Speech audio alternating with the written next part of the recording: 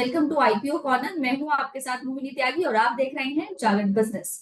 आज के IPO corner में जो हमारे साथ हैं वो है एक बहुत जानी मानी कंपनी जिस पर आपने भी इस प्लेटफॉर्म को कई बार यूज किया होगा अपने ट्रैवल बुकिंग्स के लिए या फिर अपनी ट्रेन बुकिंग्स के लिए, फ्लाइट बुकिंग्स के लिए। अलग अलग तरह से आप इसे यूज करते हुए आए हैं। इसका नाम है एग्जिगो। इस नाम से हम सब इसे जानते हैं। और इसके साथ ही जो इसका पूरा नाम है वो है ली ट्रेवेन्यूज टेक्नोलॉजी लिमिटेड। और ये कंपनी अब अपना आईपीओ लेकर आ रही है। इस आईपीओ पर बातचीत करने के लिए क्या है आईपीओ, आईपीओ का साइज क्या रहेगा और उसका प्राइस बैंड वगैरह हम डिस्कस करेंगे। बाकी कंपनी क्या करती है, कंपनी के एक्सपेंशन प्लान्स क्या है, इन सब पर बातचीत करने के लिए हमारे साथ बहुत ही खास मेहमान मौजूद हैं। हमारे साथ हैं कंपनी के chairman MD and group CEO Alok Bajpai Singh. Sir, स्वागत है आपका। Thank you. Thank you. जी सर, शुरुआत तो आईपीओ से ही करेंगे, लेकिन मैं जानना चाहती हूँ कि आप आइडिया कैसे आया कि आपको एक कंपनी स्टार्ट करनी है, कि इस मार्केट में इस कंपनी की अब जरूरत है। जी, तो इस कंपनी की शुरुआत के पहले मैं 2001 से आईआईटी कानपुर से पढ़ के निकला।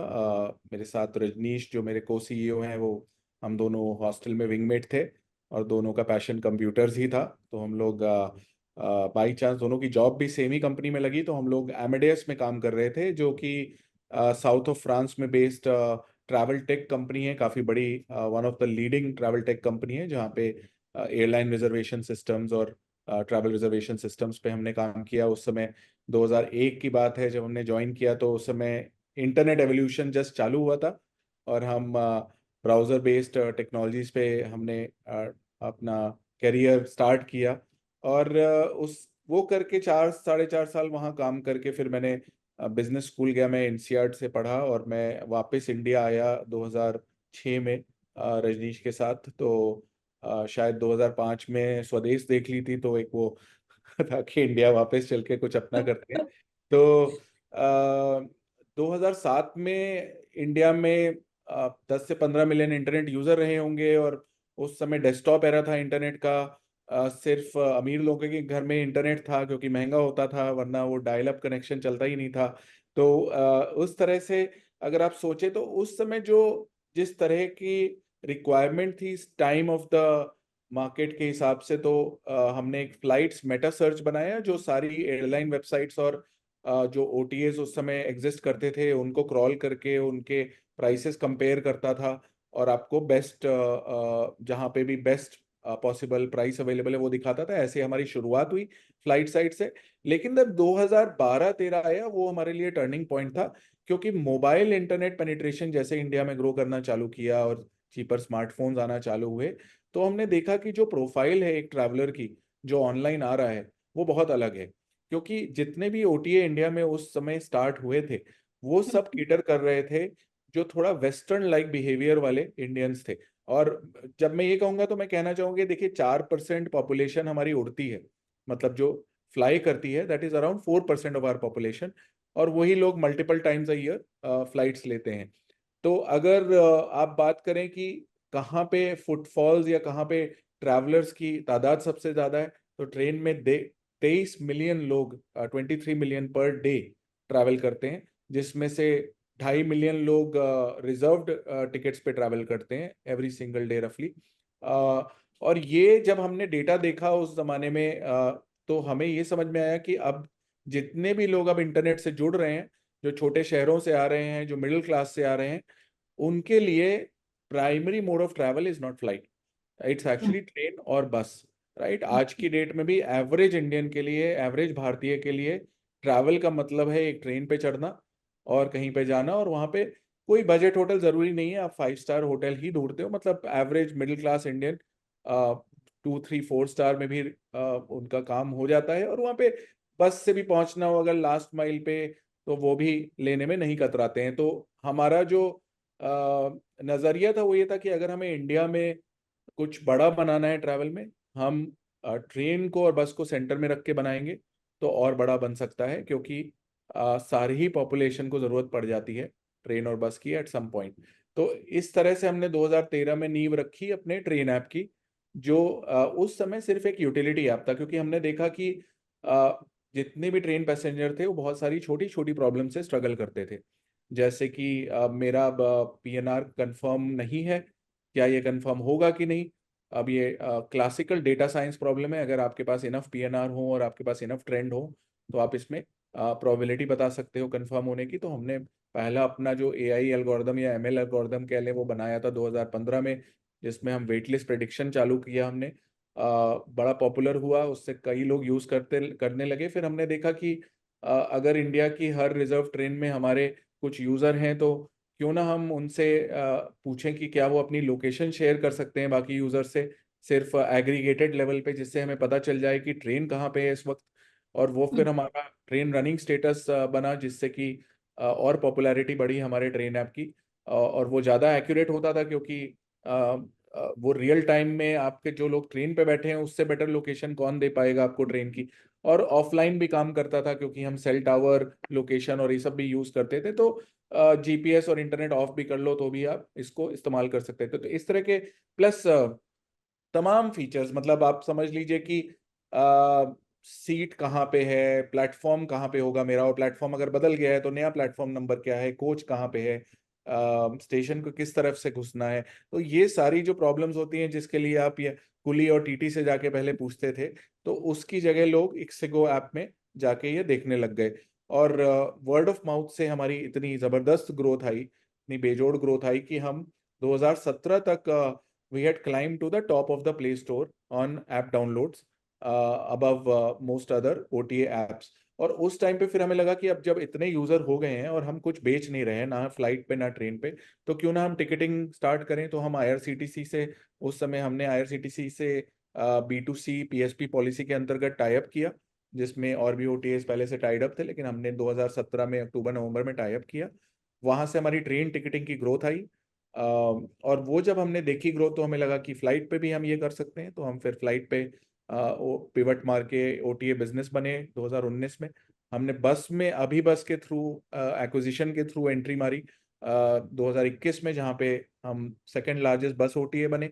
और अगर आप देखें हमारी स्ट्रैटेजी बहुत सिंपल है कि अ, इस ट्रैवल मार्केट को आप दो तरह से खेल सकते हो। एक है कि आप सिर्फ जो टॉप 50 मिलियन यूजर्स हैं उनके लिए आप एक कंपनी बनाओ, या फिर आप एक आम आदमी के लिए एक ट्रैवल ऐप बनाओ।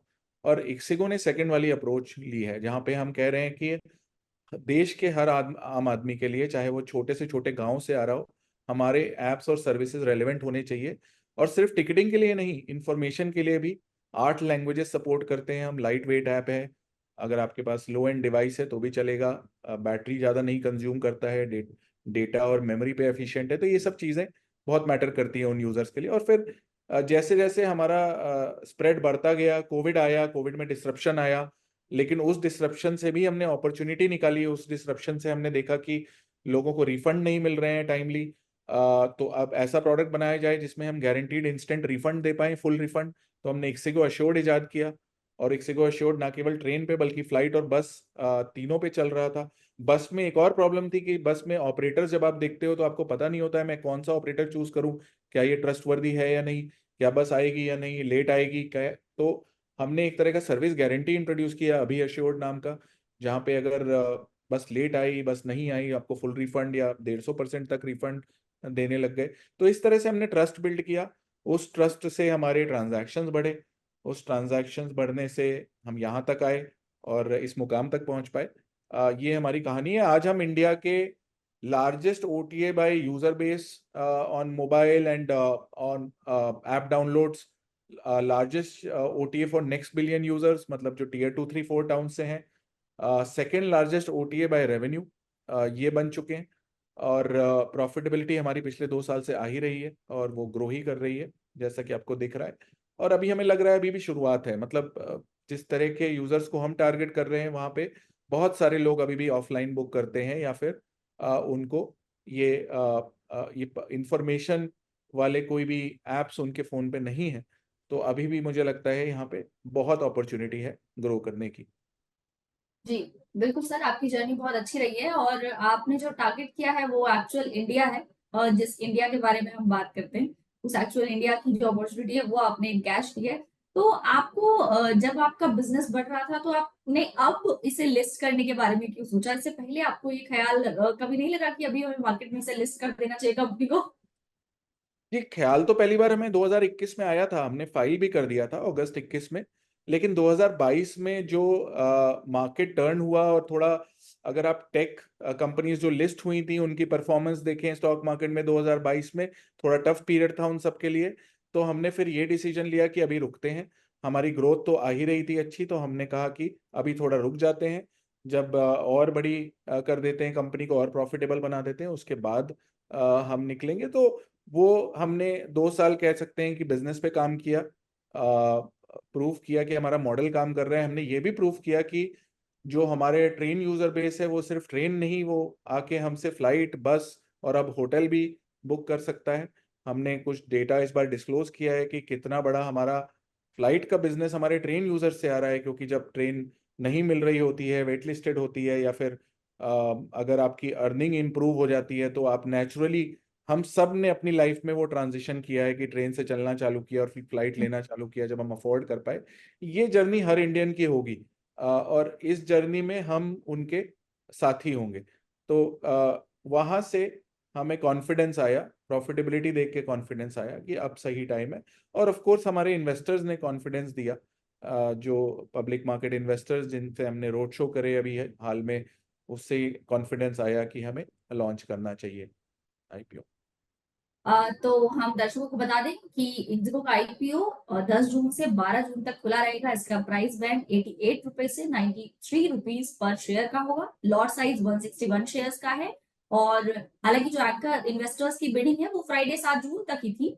और इसके अलावा जो आईपीओ का साइज है वो टोटल 740 करोड़ का है। और जो फ्रेश इशू रहेगा वो 120 crore, offer for sale 620 crore का है। तो सर आईपीओ तो आप ला रहे हैं, लेकिन इसके पैसे का इस्तेमाल आप कैसे करेंगे, ये हमारे दर्शकों को बिल्कुल बताइए। जी, तो देखिए, हम जो फ्रेश इशू है 120 करोड़ का, उसमें से 45 करोड़ वर्किंग कैपिटल, जैसे जैसे हमारा बिजनेस एक्सपैंड हो रहा है, कुछ लाइंस ऑफ बिजनेसेस में वर्किंग कैपिटल नीड्स आती हैं, क्योंकि आपको पहले से या तो अपलोड करने पड़ते हैं वो पैसे डिपॉजिट में, और या फिर आपको जैसे बैंक ऑफर्स हो गए, अगर हम बैंक ऑफर्स चलाते हैं तो जो बैंक से हमें पेमेंट्स आते हैं, उनमें कुछ गैप होता है उस ऑफर के कंज्यूमेशन से। तो इक्सिगो अश्योर्ड को अगर आप ले लें तो हम रिफंड क्योंकि इंस्टेंटली कर देते हैं, कई बार हमें पैसा अगले दिन या उसके 2 दिन बाद मिलता है। तो यहाँ पे वर्किंग कैपिटल नीड आती है जैसे जैसे बिजनेस एक्सपैंड करता है। तो उसके लिए हमने 45 करोड़ का वर्किंग कैपिटल जो है ईयर मार्क किया है यूजेज ऑफ फंड्स में।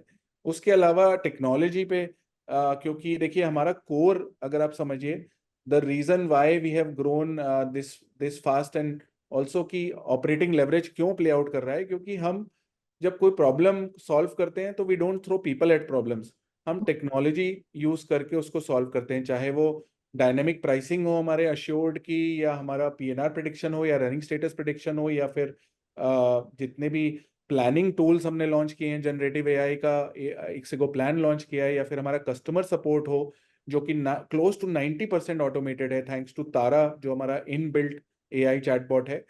ये सारे टेक्नोलॉजिकल इनोवेशन हमें ऑपरेटिंग लेवरेज देते हैं, क्योंकि या तो ये हमारी कॉस्ट कम कर रहे हैं, या फिर ये हमारे मार्जिन्स को इम्प्रूव कर रहे हैं ना।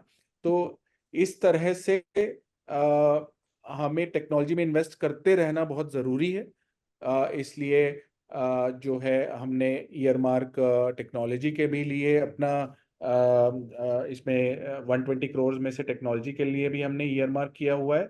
और टेक्नोलॉजी में रफली 25.8 करोड़, मतलब 26 करोड़ के आसपास ईयर मार्क किया हुआ है, जो यूज होगा। और उसके अलावा जो जीसीपी पार्ट है जो 35% ऑफ ग्रॉस होता है, उसमें से कुछ ऑप्शनैलिटी हम रखेंगे। जैसे हमने लास्ट 2 जो एक्विजिशन करे वो हमारी स्ट्रैटेजी के लिए बहुत एक्रेटिव थे, प्रॉफिटेबल बिजनेसेस थे, और उन बिजनेसेस में अब हम क्रॉस सेल अपसेल भी कर पा रहे हैं उन्हीं यूजर्स को।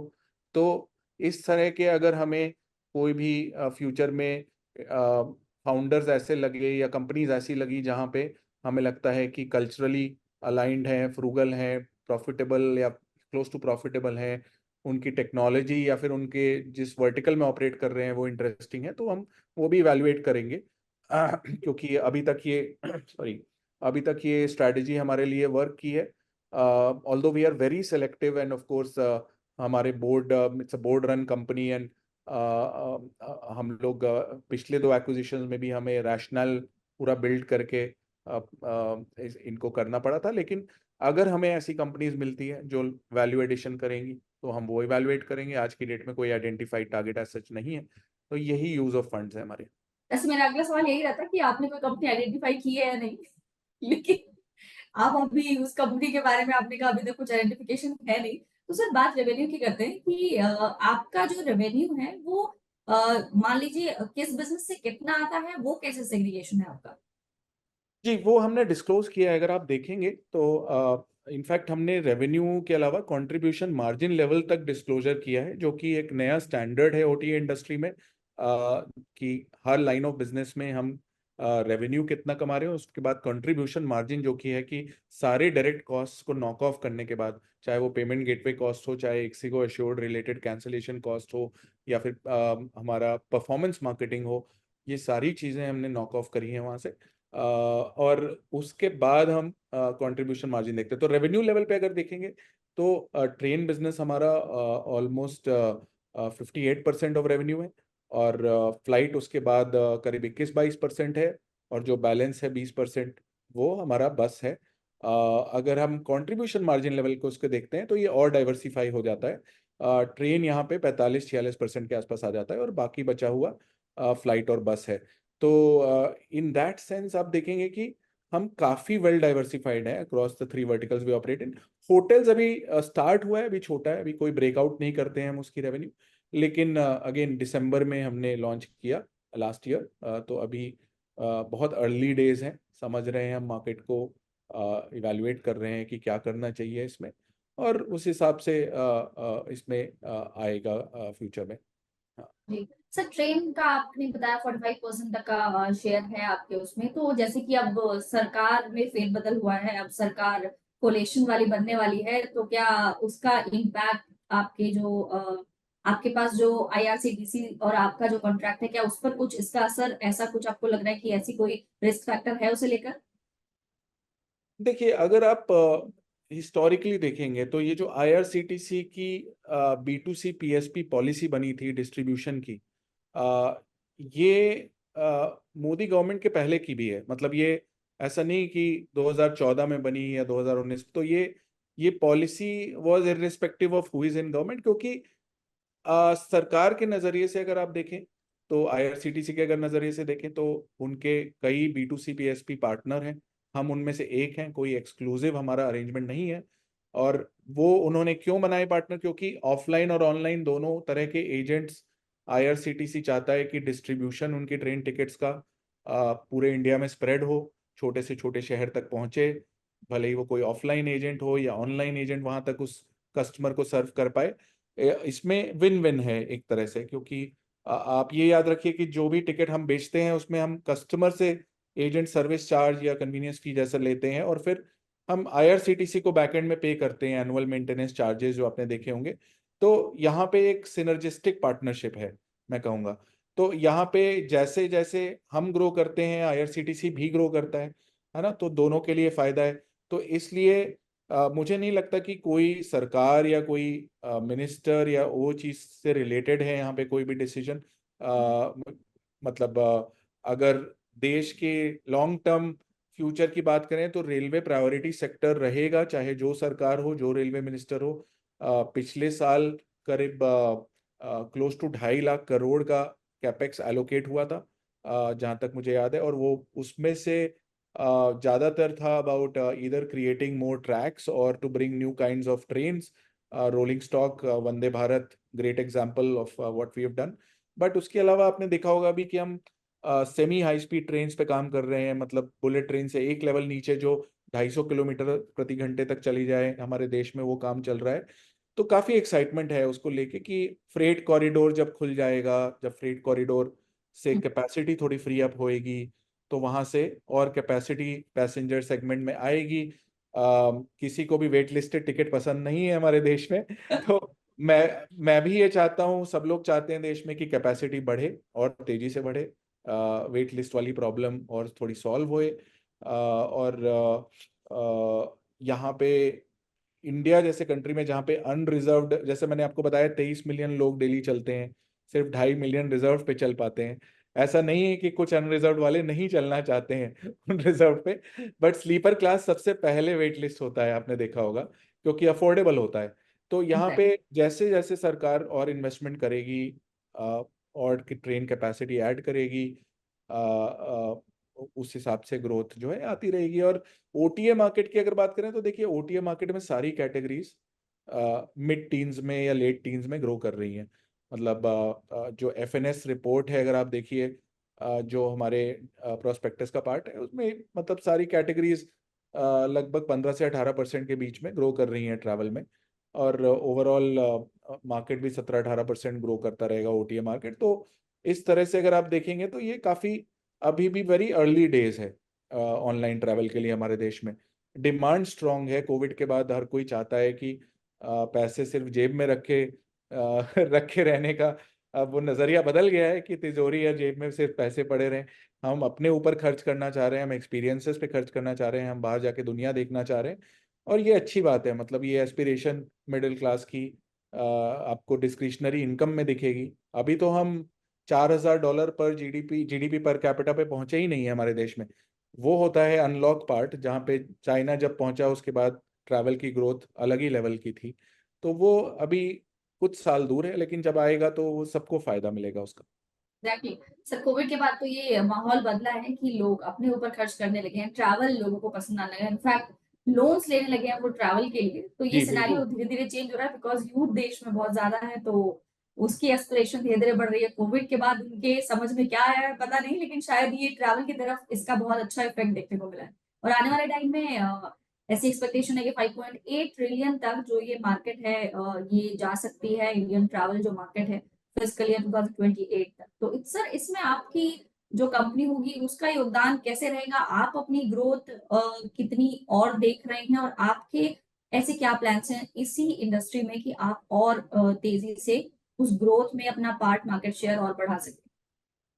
जी देखिए, मैं फॉरवर्ड लुकिंग स्टेटमेंट तो नहीं दे सकता हूँ, लेकिन मैं आपको पिछले 2 साल में जो हुआ है उसको उसकी ओर गाइड करूंगा कि किस तरह से हमने आप ट्रेन में तो चलिए हम ऑलरेडी मार्केट लीडर हैं, बट मार्केट लीडर होते हुए भी ओटीए मार्केट में हमने मार्केट शेयर गेन किया है हर साल। आप अगर FY23 का मेरा नंबर देखें तो 46% मार्केट शेयर से हम FY24 के 9 महीनों में 52.6% मार्केट शेयर पे पहुंचे ओटीए मार्केट के। ठीक है, तो इनकम्बेंट होने के बावजूद विद इन ओटीए सेगमेंट हम फास्ट ग्रो कर रहे थे।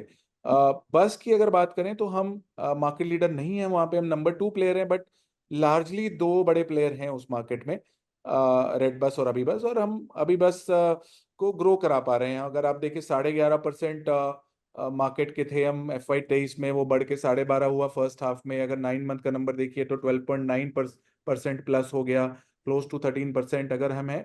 तो यहाँ पे भी ग्रोथ आ रही है, क्योंकि देखिए हमें ग्रो करने के लिए जरूरी नहीं हम किसी और का शेयर अपनी ओर खींचे, क्योंकि इतने लोग अभी भी ऑफलाइन बुक कर रहे हैं। 19% बस पेनिट्रेशन है ऑनलाइन का as of FY23। 19% of tickets are booked online. अगर 19-20% का पेनिट्रेशन है तो अपॉर्चुनिटी मैसिव है कि आप उन लोगों को लेके आइए जिन्होंने अभी ऑफलाइन से ऑनलाइन मूव नहीं किया है। और वो लोग हो सकता है ट्रेन के डब्बे में बैठे हों या फिर कुछ और कर रहे हो, लेकिन अगर वो हमारे ऐप में है तो सबसे पहले हम उनको टारगेट करते हैं और उनको कन्वर्ट करते हैं। और नहीं तो फिर हम campaigns, brand awareness, performance marketing campaigns चला के उनको लाते हैं। फ्लाइट की अगर बात करें, सबसे कॉम्पिटिटिव सेक्टर है, 5 हाँ। ओटीएस हैं वहाँ पे। डिस्काउंटिंग बहुत है, बैंक ऑफर्स हैं, काफी हल्ला है सबका। ठीक है, उतने कॉम्पिटिटिव सेगमेंट में भी अगर आप देखिए हमारी growth FY24 versus FY23, Zee TV growth 80%। ठीक है, जिसमें मार्केट ग्रो किया है इन द 20s। तो अगर 3.5-4 गुना हम मार्केट के ग्रो करे हैं without decreasing our contribution margin, मतलब हमारा मार्जिन भी इंप्रूव हुआ है ओवरऑल। और मार्केट में हम ग्रो भी फास्टेस्ट किए हैं, फास्टेस्ट ग्रोइंग फ्लाइट ओटीए थे उस पीरियड में। आप most of the companies are listed, आप बेंचमार्क करिए। 5.3% अभी भी मार्केट शेयर है, इतना फास्ट ग्रो करने के बावजूद 9 महीने में। अभी भी छोटे हैं वहां पे, बट छोटा होना एक अपॉर्चुनिटी भी है। मतलब छोटे हो तो आप बिल्कुल। फास्ट ग्रोथ की ओर एस्पायर कर सकते हो। तो मैं सिर्फ यही कहूंगा कि in most categories we feel we are still early. हम ओटीए बहुत लेट बने, बट देर आए दुरुस्त आए। अभी लेट बन के भी सेकेंड लार्जेस्ट ओटीए बन गए, और अब होटल्स में भी बेबी स्टेप्स लिए हैं हमने, दिसंबर में लॉन्च किया है, समझ रहे हैं मार्केट को। बट जिस तरह इधर ग्रो कराया है वैसे ही हम चाह रहे हैं कि वहाँ पे भी अपना काम करके, जैसे फ्लाइट में हमने किया कि ट्रेन यूजर्स को भी वेट लिस्ट हो जाते हैं या ट्रेन नहीं मिल रही होती है तो हम बोलते हैं बगल में एयरपोर्ट है आपके, आप झारसुगुड़ा में रहते हो, आपको पता ही नहीं है कि एयरपोर्ट खुल चुका है, दरभंगा में रहते हो, आप ट्रेन लेते थे दिल्ली आने की, अब एयरपोर्ट है, आप फ्लाइट लो। 1,000 रुपये 2,000 रुपये का अंतर है सिर्फ। तो ये करके हमने बहुत सारे यूजर्स को पहली बार फ्लाइट भी सेल करना चालू किया, और वो स्ट्रैटेजी हमारी होटल्स और बाकी वर्टिकल्स में भी हम अप्लाई कर रहे हैं। और फिर जो टेक्नोलॉजी है, जैसे तारा है हमारा चैटबॉट, उस पे वॉइस पे भी काम चल रहा है, जो कि हमारे फ्यूचर स्ट्रैटेजीज में मेंशन्ड है आरएचपी में। तो वॉइस हमें लगता है बहुत इंपॉर्टेंट होगा, क्योंकि एक लेवल और आगे जाएंगे तो ऐसे लोग होंगे जो टाइप करने में अनकंफर्टेबल होंगे, तो वॉइस उनके लिए प्राइमरी मीडियम है कम्युनिकेट करने का, तो हम उनकी भी मदद करेंगे ट्रैवल में। तो यहाँ पे अपॉर्चुनिटी की कमी नहीं है। आई थिंक कस्टमर को समझना जरूरी है, कस्टमर एक्सपीरियंस अच्छा बनाना जरूरी है, उस पे ही हमारा ध्यान रहता है। बिल्कुल सर, जैसे कि आप कह रहे हैं कि ऑलरेडी जो हम डिस्कस कर चुके हैं कि नेक्स्ट बिलियन यूजर जो मार्केट है उसमें आपकी प्रेजेंस काफी अच्छी है। और इस मार्केट में यानी कि जो टीयर 2 टीयर 3 रूरल एरिया से आने वाली जो डिमांड है, इसमें अभी भी काफी स्कोप नजर आ रहा है। जी। और उम्मीद करते हैं कि अगले 5 सालों में ये और ज्यादा बढ़ती हुई नजर आए। तो सर एक तो मैं ये जानना चाहूंगी कि आईपीओ में ओएफएस के जरिए कौन कौन से जो आपके इन्वेस्टर्स हैं वो अपना शेयर अभी डाइल्यूट कर रहे हैं, कौन सी अपनी हिस्सेदारी बेच रहे हैं? देखिए, ओएफएस में जो सबसे पुराने हमारे इन्वेस्टर जो 13 साल से सपोर्ट कर रहे हैं, एलिवेशन है ना, formerly known as SAIF Partners, वो हैं। पीक 15 जो सेकोया जिनका नाम होता था, वो हैं। माइक्रोमैक्स हैं, मैडिसन हैं। ये इन्वेस्टर्स अपने और ये लोग अपना सारा स्टेक नहीं बेच रहे हैं, मतलब मैं कहूँगा कि 1/4 से 1/3 के बीच में इनका जो स्टेक है वो ये डाइल्यूट कर रहे हैं, बेच रहे हैं। और क्योंकि साइज ऑफ आईपीओ अगर देखें तो मतलब ऐसा कोई बहुत बड़ा आईपीओ नहीं है, इसमें ओएफएस पार्ट 620 करोड़ ही है। तो अपॉर्चुनिटी इनके पास मतलब बेचने के बाद भी एलिवेशन के पास 15% के ऊपर ही होगा। और अभी उन्होंने, just for your knowledge, this is like breaking news, but कल ही एक प्री आईपीओ सेकेंडरी ट्रांजैक्शन में एलिवेशन, पीक, माइक्रोमैक्स और मेडिसन चारों ने ही थोड़ा थोड़ा और स्टेक भी बेचा है, क्योंकि हमारे पास एंकर इन्वेस्टर डिमांड बहुत अच्छी थी। तो बहुत सारा उसमें से यहाँ पे प्री आईपीओ सेकेंडरी भी हुआ है। कुछ नए इन्वेस्टर आए हैं, Tata mutual fund, Steadview, White Oak Bay, ये सब जो है इनकमिंग इन्वेस्टर्स हैं उस ट्रांजैक्शन में। 176 करोड़ का ट्रांजैक्शन हुआ है ये, आज ही सुबह हमने नोटिफाई किया है इसके बारे में। तो ये और एंकर बुक जो है वो क्लोज हो रही है आज, तो उसका आपके पास, जब तक आप इसको चलाओगे तो हो सकता है आपके पास होगी। तो तो यहाँ पे मतलब मैं क्या कहूँगा कि जो अपॉर्चुनिटी यहाँ से है वो हमारे इन्वेस्टर्स को भी दिख रही है, इसीलिए उन्होंने बहुत ही छोटा हिस्सा अपनी भागीदारी का इस ओएफएस में बेचा है। एंकर इन्वेस्टर्स की डिमांड कैसी दिखी फिर आपको, एंकर इन्वेस्टर्स की कि तरफ से? मैं कहूँगा कि मतलब काफी काफी ओवरवेलमिंग सी डिमांड लगी हमें। और आप जब तक ये चलाओगे तो आपके पास पूरी लिस्ट होगी, आप देखिएगा कि उसमें कितने हाई क्वालिटी नेम्स आपको दिखेंगे। बिल्कुल सर, हम उम्मीद करेंगे कि जो रिटेल इन्वेस्टर है वो भी आपको ओवरवेलमिंग रिस्पॉन्स ही दे। और आपको ऑल द बेस्ट आपके आईपीओ के लिए। हम चाहेंगे कि आपका आईपीओ अच्छे तरीके से लिस्ट हो, बिल्कुल, और कंपनी आगे भी ऐसे ही लोगों को सर्व करती रहे। सर, आपका हमारे साथ जुड़ने के लिए बहुत बहुत शुक्रिया। धन्यवाद। Thank you.